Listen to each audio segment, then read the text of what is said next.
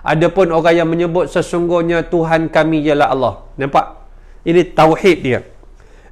Sumastaqamu, dan dia beristiqamah di atas kalimah la ilaha illallah. Dia istiqamah di atas tauhid itu tadi. Maknanya orang yang boleh mengucap ketika nak meninggal tauhid, ketika hidupnya juga dia beriman dengan kalimah ini.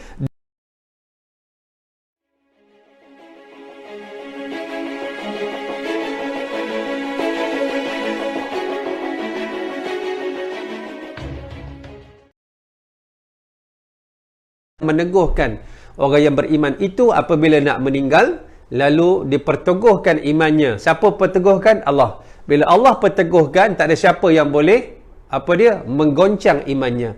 Syaitan-syaitan tak boleh menghampirinya. Gangguan-gangguan tak boleh menghampiri dirinya. Dalam keadaan dia senang nak meninggal. Pekat tempatnya nak pergi ditunjuk oleh Allah. Bukan saja Allah, bahkan turun malaikat yang cukup banyak. Tatanazzalu alaihimul malaikatu alla takhafu wa la tahzanu. Perkataan khauf dan al-huzun disebut. Bagaimana kita sebut tadi surah Yunus dengan perkataan apa dia? La khaufun alaihim wa la hum yahzanun. Dan tidaklah mereka itu rasa takut dan mereka tidak bersedih. Hatta ketika nak meninggal, surah Fussilat ayat 30. Turunnya malaikat yang banyak. Innal ladzina qalu rabbunallahu tsumma istaqamu tatanazzalu alaihimul malaikatu alla takhafu wa la tahzanu wa abshiru bil jannati allati kuntum tu'adun. Adapun orang yang menyebut sesungguhnya Tuhan kami ialah Allah. Nampak? Ini tauhid dia. Tsumma istaqamu, dan dia beristiqamah di atas kalimah la ilaha illallah. Dia istiqamah di atas tauhid itu tadi.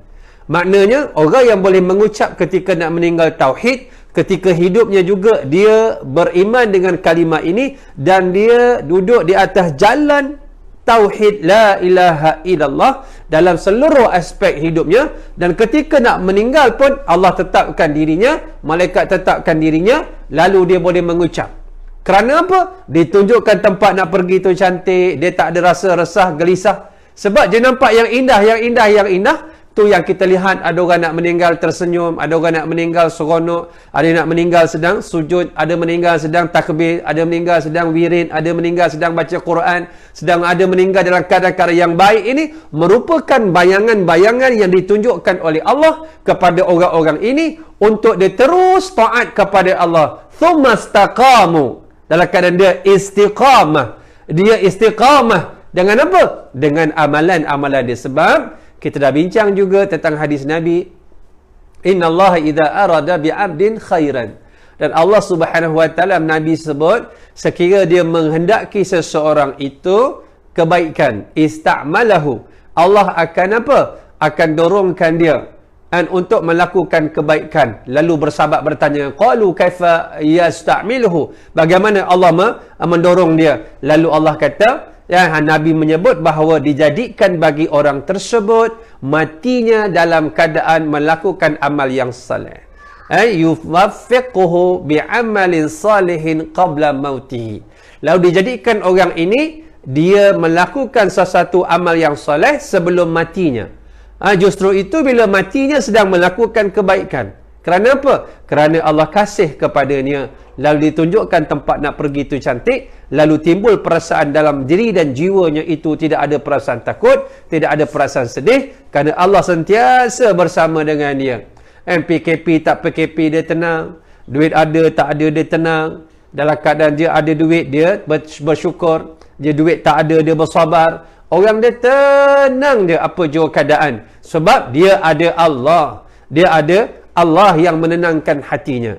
Sebab tu kita ni duduk dalam kuliah ni, yang bagi tenang kat kita siapa? Allah. Bukan sebab kita saja jadi tenang, tak. Bagi orang yang dah biasa tenang dengan kuliah, dia duduk kat kuliah, dia tak rasa 1 jam, 2 jam dia tak rasa. Dia bangun malam qiyam kan, subhanallah.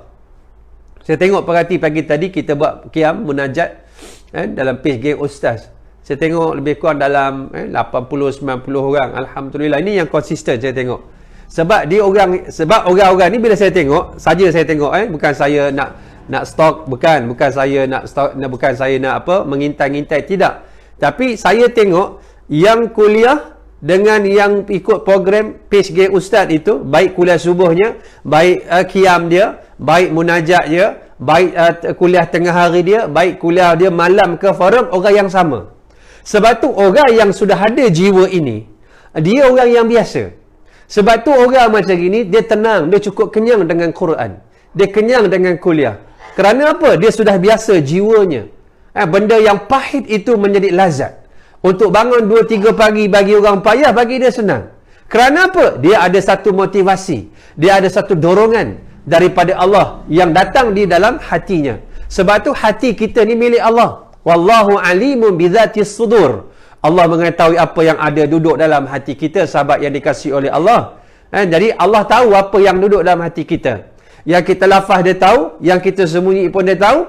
Lalu dia tahu dan dia menilai hati kita yang sedang duduk dalam kuliah hari ini. Apa yang kita nak takut ialah kalau kita melakukan kesalahan.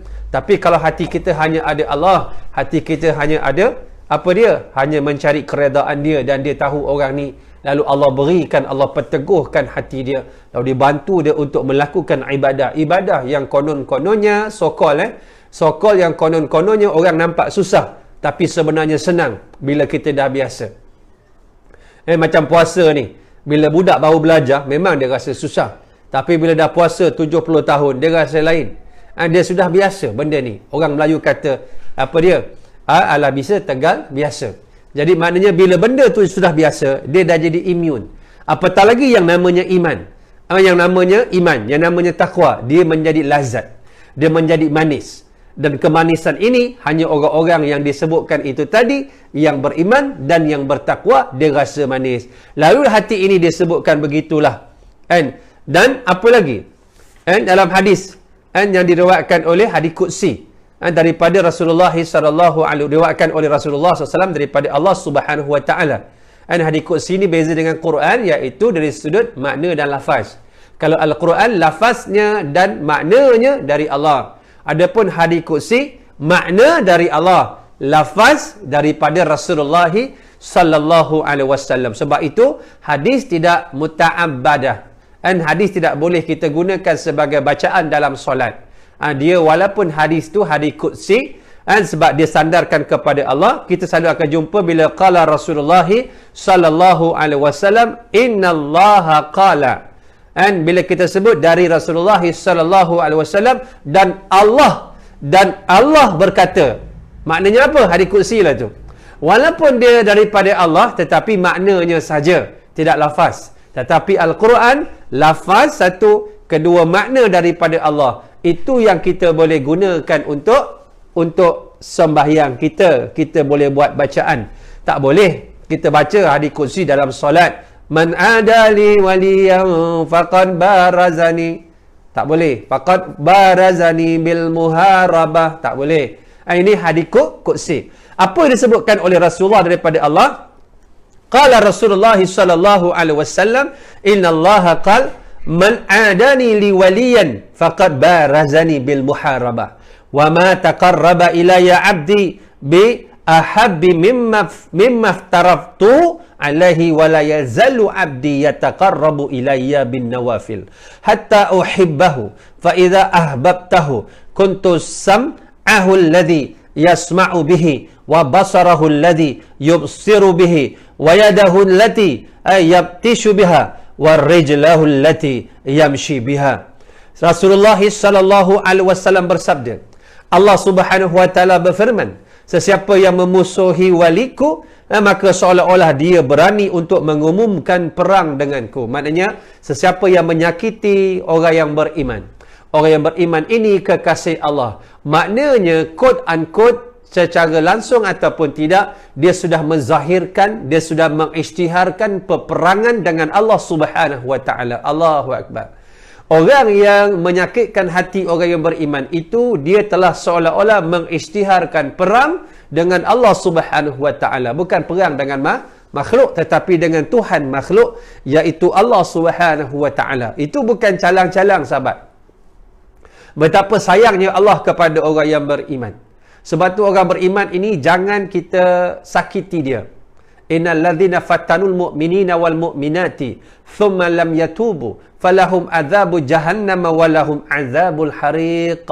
Dalam surah Al-Buruj Allah menyebut innal ladzina fattanul mu'minina wal mu'minat. Adapun orang yang memfitnah, orang yang menyakitkan, orang yang mencalarkan, orang yang menyeksa, orang yang memberikan apa saja bentuk musibah kepada orang beriman laki-laki dan perempuan, bagi dia azab yang pedih di dunia, dan di akhirat bagi mereka azab yang membakar, api yang berkobar-kobar. Ini janji Allah Subhanahu wa ta'ala dalam menjaga orang yang beriman itu dengan jagaan yang juga janji yang luar biasa. Lalu ini sebagai satu ancaman daripada Allah agar kita jangan bermain-main dengan orang yang beriman, kerana dia ada penjaganya, iaitu Allah Subhanahu wa ta'ala. Lalu apa lagi katanya? Tidaklah seorang hamba bertakarub. Yang ini bertakarub daripada perkataan qaf roba, daripada perkataan qaf roba, begitu juga perkataan qarib, dekat, dekat. Arti kata lain, orang yang bertakarub ini orang yang mendekatkan diri kepada Allah Subhanahu wa ta'ala. Jadi seorang hamba yang bertakarub mendekati diri kepadaku dengan sesuatu yang paling aku cintai selain daripada kewajipan yang telah aku wajibkan kepadanya. Dan hambaku itu sentiasa mendekatkan diri kepadaku dengan ibadah sunat. Jadi Allah Subhanahu wa ta'ala sangat sayang pada orang yang melakukan apa yang diperintahkan olehnya dari perkara-perkara yang wajib. Perkara yang sudah menjadi maklum. Al-maklum fiddin bid-darurah. Perkara yang sudah menjadi satu perkara yang dimaklumi oleh orang Islam, perkara yang kita kena laksanakan, yang menjadi rukun kepada agama Allah Subhanahu wa ta'ala. Dan Allah sangat kasih. Sebab itu kita ni, dan sebab itulah bila kita tinggal benda yang wajib, kita kena qada. Dalam keadaan ini, perkara-perkara yang wajib mesti diselesaikan. Sebab itu dalam keadaan ada ulama berpendapat, apabila ada yang berselisih pendapat bagi perempuan-perempuan yang nak puasa 6 Syawal nanti, mana yang nak didahulukan, mana yang nak didahulukan, yang qada, yang wajib, ataupun yang sunat puasa 6 Syawal. Lalu berselisih pendapat. Ada yang mengatakan boleh buat puasa 6 dulu, kemudian puasa qada. Tapi ada juga yang menyebut yang penting qada dulu sebab ianya wajib, barulah yang sunat. Nak sebutnya betapa pentingnya perkara yang wajib dalam kehidupan kita. Begitu juga dengan perkara yang namanya solat. Sebab itu walaupun tak tahu, kita mengagak-ngagak. Kita bila kita akhir balik. Dalam keadaan kita akhir balik tu bila? Berapa kali kita rasa kita tinggal? Kalau kita kata 1 hari 5 kali. Kalau sebulan, kalau setahun, kita agak-agak. Lalu bagi orang yang nak melakukan perkara-perkara yang sunat, ibadah yang sunat, dia juga kena menyelang-nyelikan dengan ibadah-ibadah yang wajib yang pernah ditinggalkan. Allahu Akbar. Sahabat-sahabat yang dikasihi sekalian, ini cara bagaimana Allah atur hidup kita. Iaitu bermula dengan yang wajib, baru mari yang sunat. Ini yang disuruh. Kemudian yang disuruh tinggal. Perintahnya tinggal, jangan buat. Bermula dengan yang haram, barulah masuk makruh. Sebab itu bila kita lihat, memanglah kita bila buat perkara yang wajib itu memang dah boleh masuk syurga. Hadis daripada Jabir bin Abdullah Al-Ansari radhiyallahu anhuma. Jabir ni ayah dia Abdullah. Dua-dua ni sahabat Nabi dan ayah dia gugur dalam peperangan Uhud. Cerita Jabir ni saya dah cerita dulu bagaimana Allah muliakan Jabir. Jabir ni orang dia berkat. Rumahnya berkat. Keluarganya berkat. Makanannya berkat. Dalam peperangan Ahzab, sahabat-sahabat, bila sahabat tak ada duit, tak ada benda nak makan, ikat perut dengan satu batu. Jadi sahabat-sahabat lain kata, wahai Umar, engkau ya menantu Rasulullah, cuba kau beritahu ke Rasulullah, kami semua lapar tak makan.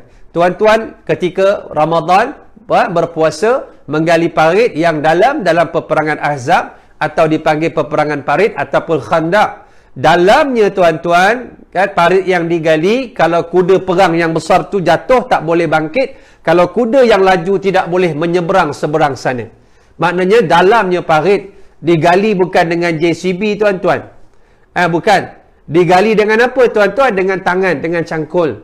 Tuan-tuan kalau pergi Madinah, tuan-tuan tengok macam mana bentuk muka bumi Madinah.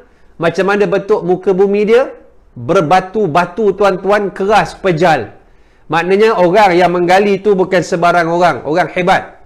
Sebab itu bila mana kata sahabat Nabi, wahai Umar, cubalah kau pergi jumpa Rasulullah. Kau beritahu kat dia, kami ni lapar, tak makan. Tengok ikat perut satu, batu dekat perut. Bila Umar nak pergi beritahu Rasulullah tentang keadaan sahabat dia, lalu bila Umar nak langkah saja, nak jumpa Nabi, nak beritahu Rasulullah, tiba-tiba Umar ternampak di perut Nabi lagi banyak batu yang Nabi ikat. Di perut Nabi yang mulia itu lebih banyak batu daripada perut sahabat-sahabat Nabi. Umar tak jadi nak beritahu Nabi. Umar rasa segan sahabat-sahabat. Umar malu nak cakap kat Nabi. Dalam keadaan Nabi lebih susah daripada sahabat-sahabat Rasulullah sallallahu alaihi wasallam. Sebab itu dalam keadaan itu datanglah Jabir. Jabir balik rumah dia. Rumah Jabir ni tuan-tuan, kalau tuan-tuan pergi ke Masjid Khandaq, Masjid 7 atau Masjid Parit itu yang ada dekat Madinah, di belakang tu ada Bukit Salak. Tinggi dia lebih kurang 2 kali bumbung rumah kita atau 3 kali. Saya panjat dah. Tinggi rupanya. Bila panjat pukul 2 pagi, pakai lampu dekat handphone tuan-tuan, naik, tiba ke atas tak tahu turun tuan-tuan. Kenapa tuan-tuan? Rupanya tinggi tuan-tuan. Saya naik Bukit Salak tu sebab saya nak naik, nak cari gua Sajadah, di mana Nabi sujud dalam tu lama sehingga sahabat cari Nabi tak jumpa. Sahabat ingat Nabi cari tak jumpa dekat Madinah. Rupanya Nabi duduk dalam keadaan bermunajat dalam gua, namanya gua As-Sajadah. Gua Sajadah ni Nabi maksudnya sajadah sujud. Nabi sujud lama tuan-tuan. Sahabat ingat Nabi dah wafat dah. Lamanya Rasulullah sallallahu alaihi wasallam sujud dalam keadaan bermunajat kepada Allah, penuh dengan pasrah, dengan penuh kesungguhan. Ini cara Rasulullah sallallahu alaihi wasallam bila bermunajat kepada Allah, khususnya dalam masa-masa kritikal, dalam masa-masa yang begitu mencabar seperti peperangan Badar, peperangan Uhud, peperangan Ahzab. Nabi bermunajat dengan sesungguh-sungguhnya, dengan munajat yang bukan calang-calang. Kata orang Jawa, bukan kaleng-kaleng tuan-tuan, kerana pentingnya benda tersebut. Sebab itu di belakang Bukit Salak itulah rumah Jabir ni. Hadis yang saya nak baca sat lagi. Jabir dia balik rumah dia, dia tanya isteri dia, yang rumah kita ada gapo? Dia tak kata gapo tuan-tuan, dia bukan orang Kelantan, dia orang Arab. Kat rumah kita ada apa sayang? Oi, dekat rumah kita bang tak ada apa, ada gandum sikit. Itulah yang ada. Dekat rumah Jabir ada kambing kecil. Kita panggil kambing kancung tau. Kambing kecil.